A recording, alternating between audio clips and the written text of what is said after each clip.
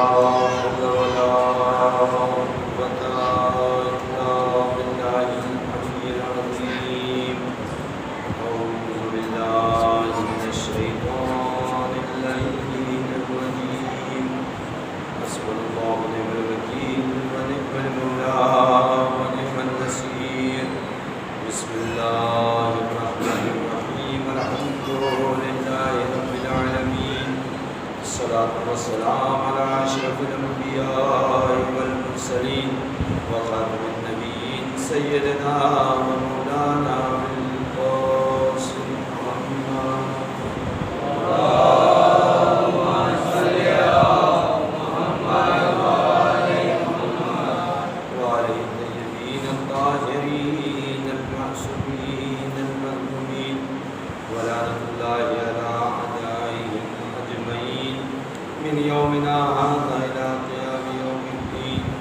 أما بعد فقد قال الله تعالى في القرآن الحكيم وهو أصدق الصادقين وقوله الحق. بسم الله الرحمن الرحيم. وآتاكم من كل ما سألتموه. صلى الله عليه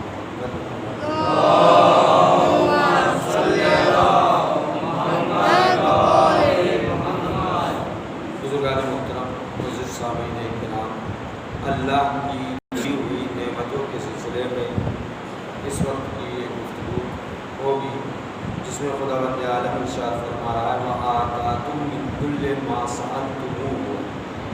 خدا نے تمہیں ہر وہ چیز عطا کی جس کا تم نے سوال کیا. جو کچھ بھی بارگاہ رب العزت میں آپ نے سوال کیا اللہ نے وہ تمام چیزیں عطا کی. وَإِن تَعُدُّوا نِعْمَةَ اللَّهِ لَا تُحْصُوهَا. اور اگر کوئی انسان یہ چاہے کہ اللہ نے جو نعمتیں اسے عطا کی ہیں اس نعمتوں کو شمار کرے گنے تو وہ نعمتوں کو اللہ کی دی ہوئی نعمتوں کو کبھی احاطہ نہیں کر سکتا ہے, اسے گن نہیں سکتا ہے, اسے شمار نہیں کر سکتا ہے. اِنَّ الْإِنسَانَ لَظَلُومٌ. بے شک یہ انسان ظالم ہے, کفار اور انکار کرنے والا ہے. اللہ کی دی ہوئی نعمتوں کو نعمت نہیں سمجھتا ہے, اس کی قدر نہیں کرتا ہے. ماں نعمت ہے, باپ نعمت ہے, بھائی نعمت ہے, جسم نعمت ہے, مسجد نعمت ہے, حسینیہ نعمت ہے, پڑوسی نعمت ہے, معاشرہ اچھا نعمت ہے. لیکن انسان ان نعمتوں پر ظلم کرتا ہے. اب ظلم کے سلسلے میں آپ لوگ خود سوچئے, انسان اگر مسجد میں نماز نہ پڑھے تو یہ مسجد پر ظلم ہوگا. انسان اگر حسینیہ میں مجلس نہ کرے تو یہ حسینیہ پر ظلم ہوگا. انسان نے اگر اللہ نے انسان کو جسم دیا ہے اس جسم کو عبادت میں صرف نہ کرے تو یہ جسم پر ظلم ہوگا. انسان اللہ کی ظاہری اور باطنی نعمتوں میں گھرا ہوا ہے. اللہ نے ظاہری بھی نعمتیں انسان کو عطا کی ہیں, باطنی بھی نعمتیں عطا کی ہیں. قرآن کہہ رہا الم ترو ان اللہ سخر لکم ما فی السماوات و ما فی الارض. کیا تم دیکھ نہیں رہے ہو اللہ نے جو کچھ بھی زمین و آسمان میں ہے وہ سب کی سب چیزیں تمہارے لیے مسخر کی ہیں.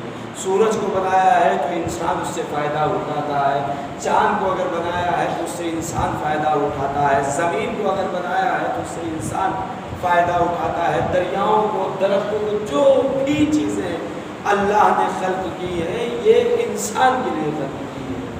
انسان اس سے فائدہ حاصل کرتا ہے. وَأَسْبَغَ عَلَيْكُمْ نِعْمَهُ ظَاهِرَةً وَبَاطِنَةً. اور نعمت ہے ظاہری اور باطنی تمہارے لیے کامل کی ہے اللہ نے. یہ نہیں کہ آدھا سورج دیا ہے, آدھی زمین دی ہے, نہیں, کامل دیا ہے. جو کچھ بھی دیا ہے تمہیں کامل دیا. وَمِنَ النَّاسِ مَن يُجَادِلُ فِي اللَّهِ بِغَيْرِ عِلْمٍ. نعمتوں کو پانے کے بعد بھی کچھ ایسے افراد ہیں جو ناشکری کرتے ہیں, ہمیشہ اللہ سے جنگ و جدال کرنے کی کوشش کرتے ہیں اللہ کے بارے میں کہ اللہ کو میرا ہی گھر ملا تھا, مثلا میری ہی زمین ملی تھی, میرا ہی کاروبار ملا تھا جو اللہ نے مجھ سے چھین لیا یا مجھ سے امتحان لے رہا ہے. نعمتوں کو پانے کے بعد حق یہ تھا کہ اس کا شکر ادا کرتا. امتحان الہی آیا تھا، یہ نعمت ہے امتحان، خود امتحان انسان کا اللہ کی طرف سے یہ نعمت ہے۔ اس امتحان میں اسے صبر کا مظاہرہ کرنا چاہیے تھا، لیکن صبر کا مظاہرہ نہیں کیا، یعنی کفران نعمت کیا انسان نے۔ انسان کا فریضہ ہے کہ وہ نعمتوں کو پہچانے، جیسا کہ رسول اللہ فرماتے ہیں من لم یرا للہ عز وجل علیہ نعمتا الا فی مطعم او مشرب او ملبس فقد قصر عملہ، جس نے بھی نعمتوں کو سوائے کھانے پینے اور پہننے کی چیزوں کے علاوہ نہیں شمار کیا، نہیں سمجھا ہے، بس اسی چیز کو نعمت سمجھا ہے جو کھانے کی چیز ہے، جو پینے کی چیز ہے، جو پہننے کی چیز ہے، تو اللہ کا رسول اللہ فرما رہے ہیں فقد قصر عملہ، اس نے اپنے عمل میں کوتاہی کی ہے، ودنا عذابہ، اور اس نے عذاب کو اپنے قریب بلا لیا ہے۔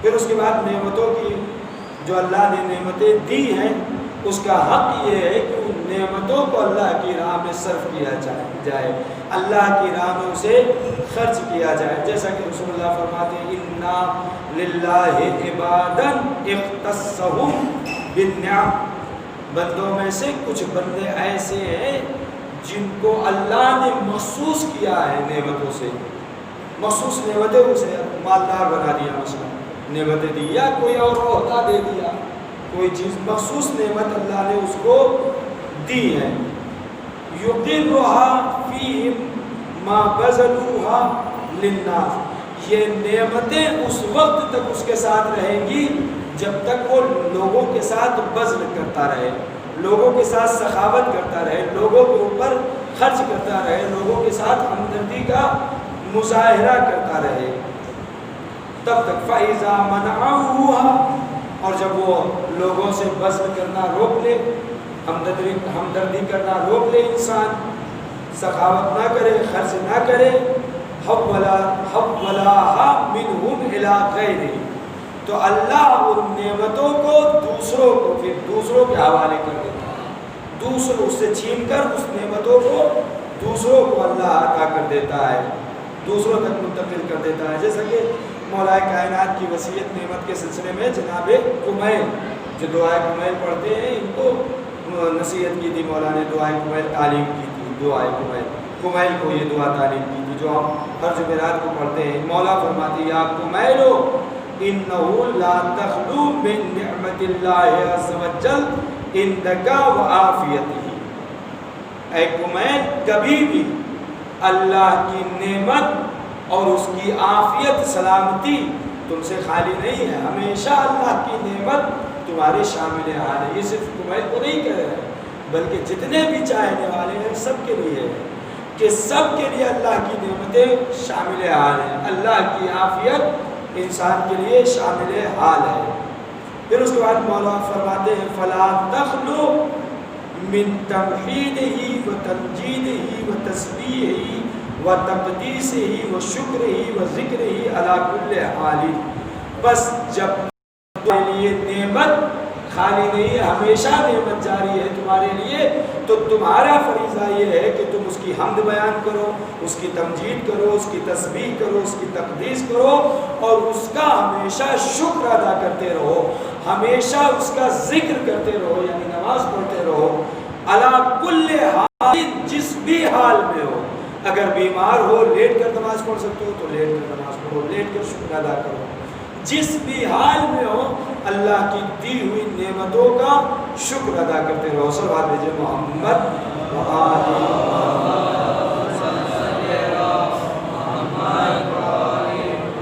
اب یہ نعمتوں پہ زوال کب آتا ہے، نعمتیں کب ہم سے چھن جاتی ہیں، کب ختم ہو جاتی ہیں؟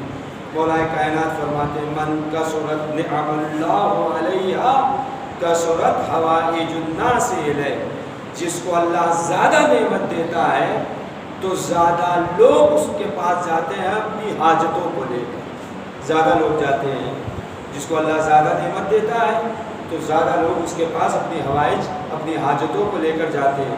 فمن قام للہ فیہا، اب اللہ کے لیے جو حاجتوں کو پورا کرتا ہے، بما یجب فیہا، جو اس کے اوپر واجب قرار دیا گیا ہے، مثلا خمس نکالنا واجب قرار دیا ہے، خمس نکالنے کے بعد لوگوں کی حاجتیں پوری کر رہا ہے۔ زکوٰۃ نکالنا واجب قرار دیا ہے، زکوٰۃ نکالنے کے بعد لوگوں کی حاجتیں پوری کر رہا ہے۔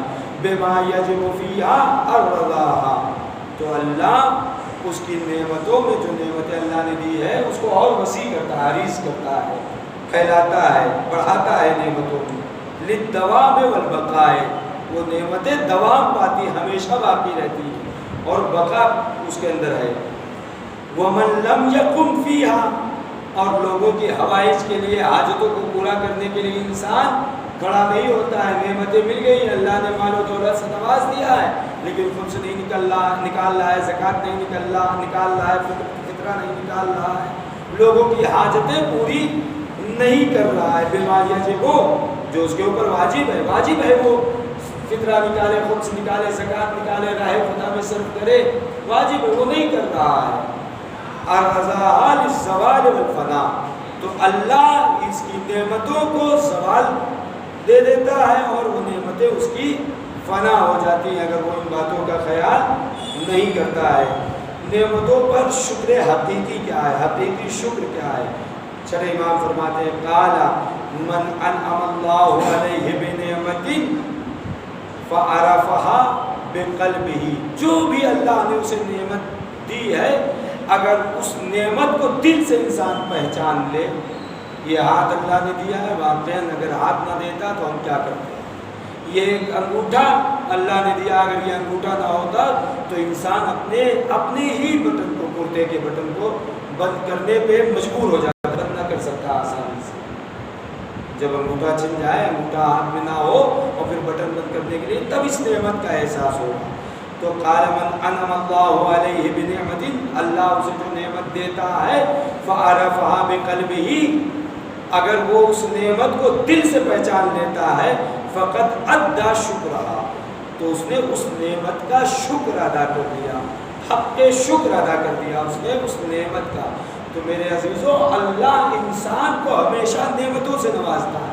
مہمان انسان کے لیے نعمت ہے، کبھی کبھی ہم اس نعمت کو نعمت سمجھتے ہیں، جبکہ ایسا نہیں ہے۔ سیرت انبیاء ہے، جناب ابراہیم کبھی دسترخوان پہ بیٹھتے ہی نہیں تھے جب تک مہمان نہیں ہوتا۔ ایک روز جناب ابراہیم نکلے، مہمان نہیں تھا، مہمان کی تلاش میں ایک بوڑھے انسان کو لے کر آئے جناب ابراہیم، اور لانے کے بعد کھانا لگایا اس کے سامنے۔ جناب ابراہیم چونکہ میزبانی کا فریضہ یہ ہے کہ میزبان پہلے لقمہ توڑے، اس کے بعد مہمان سے کہے، تو جناب ابراہیم نے لقمے کو توڑا بسم اللہ کہہ کے، اور اس کے بعد اس سے کہا، اس نے بغیر بسم اللہ کے لقمہ توڑا۔ جب بغیر بسم اللہ کے اس نے لقمہ توڑا تو جناب ابراہیم کو اچھا نہیں لگا۔ جناب ابراہیم نے سوچا میں اس انسان کو کیوں لے کر چلا ہے، یہ تو کافر ہے، یہ اللہ کو نہیں مانتا ہے۔ اسے محسوس ہو گیا کہ جناب ابراہیم کو برا لگ گیا ہے میرا آنا۔ وہ اٹھتا ہے، بنا کھائے چلا جاتا ہے۔ جیسے ہی وہ جاتا ہے، اللہ جبرائیل کو بھیجتا ہے اللہ جبرائیل کو۔ جبرائیل آتے ہیں، آنے کے بعد کہتے ہیں ابراہیم تم نے صرف ایک لقمے پہ تمہیں ناگواری لگی کہ یہ کافر ہے، یہ اللہ کا ماننے والا نہیں ہے، میں نے غلط کیا اسے بلا کے، جبکہ اس انسان کو میں نے 100 سال عمر عطا کی، جسم جیسی نعمت عطا کی، اور اس کے بعد علاوہ ہم نے اس کو رزق عطا کیا، مسلسل رزق اسے دیا، جبکہ یہ نافرمان ہے، کافر ہے، میرا کلمہ نہیں پڑھتا ہے، میں نے اسے رزق بھی عطا کیا، میں نے اسے جسم جیسی نعمت بھی عطا کی، پھر بھی مجھے کوئی برا نہیں لگا، لیکن تم نے ایک لقمے میں اس کے سامنے اظہار نارضایتی کر دیا۔ اب تم چاہتے ہو کہ میں تم سے راضی ہوں تو تم جاؤ اسے منا کر لے کر آؤ۔ اب جناب ابراہیم جاتے ہیں، اور جانے کے بعد اس انسان کو تلاش کرتے ہیں، تلاش کرنے کے بعد اللہ نے کہا وہ چاہے بسم اللہ کرے یا نہ کرے، تمہارا فریضہ یہ ہے کہ تم مہمان نوازی کرو۔ اسی لیے رسول اللہ کی حدیث ہے اکرم الضیوف ولو کان کافرا، مہمان کی عزت کرو، مہمان چاہے کافر ہی کیوں نہ ہو، اس کی تعظیم کرو، اس کی عزت کرو، اس کے ساتھ اچھا برتاؤ کرو۔ تو جناب ابراہیم جاتے ہیں، اس شخص کو لے کر آتے ہیں اور اس سے کہتے ہیں کہ میں تم سے عذرخواہی کرتا ہوں، معذرت چاہتا ہوں، میں نے تمہیں اذیت پہنچائی، میں کھانا نہیں کھاؤں گا جب تک تم نہیں چلو گے۔ تو اس کے بعد وہ شخص کہتا ہے کہ ابھی اس سے پہلے تو تم دسترخوان پہ تمہارا منہ بگڑ رہا تھا، تمہیں اچھا نہیں لگ رہا تھا، اب یہ کیا ہوا؟ تو جناب ابراہیم نے بتایا کہ جب تم اٹھ کر چلے گئے تو اللہ نے فرشتے کو بھیجا، اور بھیجنے کے بعد کہا کہ اس شخص کو جو تم نے ناراض کیا ہے اسے راضی کرو۔ اب جو اس نے یہ سنا تو سننے کے بعد حیرت میں پڑ گیا کہ تمہارا اللہ ایسا ہے کہ وہ ایک کافر کی بھی نارضایتی پسند نہیں کر رہا ہے۔ بس اس کے بعد وہ شخص کہتا ہے ابراہیم تم مجھے اپنا کلمہ پڑھاؤ، میں تمہارے مذہب پہ آنا چاہتا ہوں۔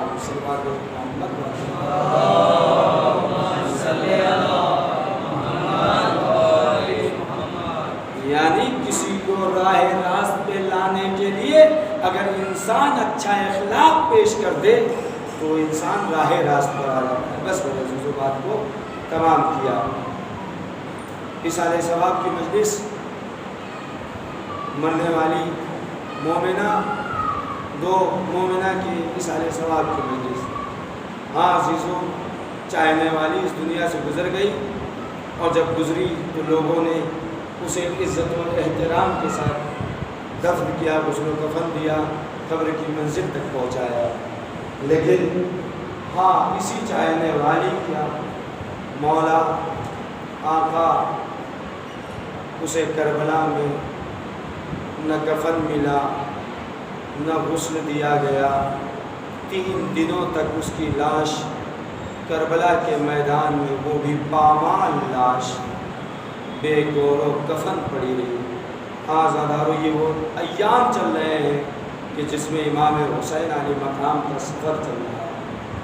28 رجب المرجب کو جب امام حسین نے مدینے کو چھوڑا ہے، اہل حرم سے رخصت ہوئے ہیں، ساتھ میں اہل حرم کو لے کر جاتے ہیں، تو ایک مرتبہ قافلے کے پیچھے پیچھے عباس کی ماں ام البنین آتی ہے۔ امام حسین نے دیکھا کہ ام البنین، ماں ام البنین نے ہمیں رخصت کر دیا تھا، اب قافلے کے پیچھے پیچھے آ رہی ہیں۔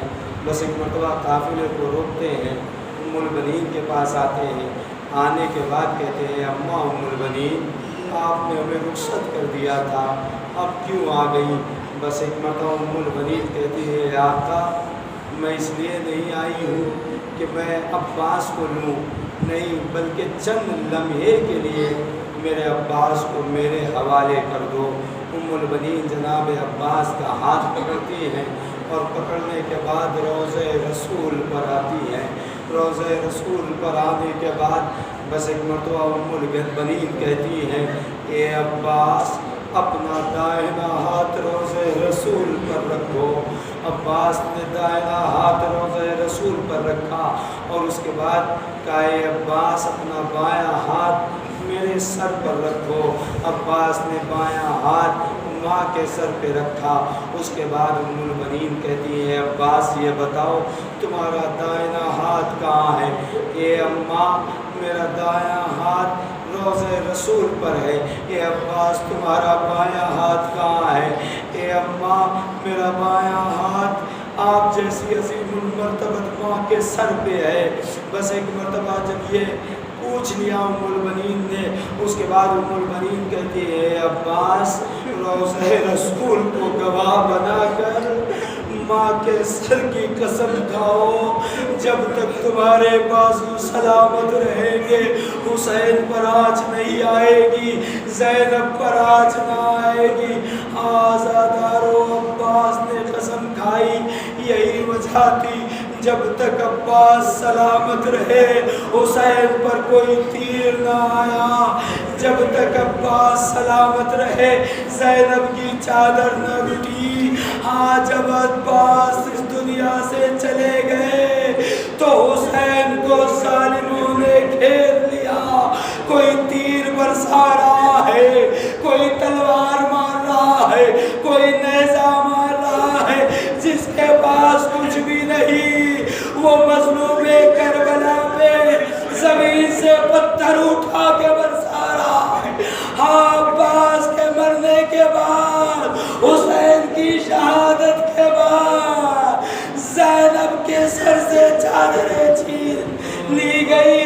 بیویوں کے سروں سے چادریں چھین لی گئی. ارے ظلم اگر یہاں تمام ہو جاتا ہم صبر کر لیتے، لیکن عزاداروں اہل حرم کو وہاں سے گزارا گیا جہاں پر شہداء کی کٹی ہوئی لاشیں پڑی تھی. بس ایک مرتبہ زینب رکتی ہے، چونکہ زینب کو یاد آ گیا ابھی تک میرے بھائی نے جس کی بھی قربانی پیش کی ہے. اللہ کی بارگاہ میں کہا پروردگار تیرا شکر، تو اس قربانی کو قبول فرما. لیکن میرے بھیا کے قربان ہونے کے بعد کوئی نہیں جو اٹھا کے کہے پروردگار اس قربانی کو قبول فرما. بس ایک مرتبہ زینب نے بھیا کے لاشے کو پکڑا، اے پروردگار میرے بھیا کی قربانی.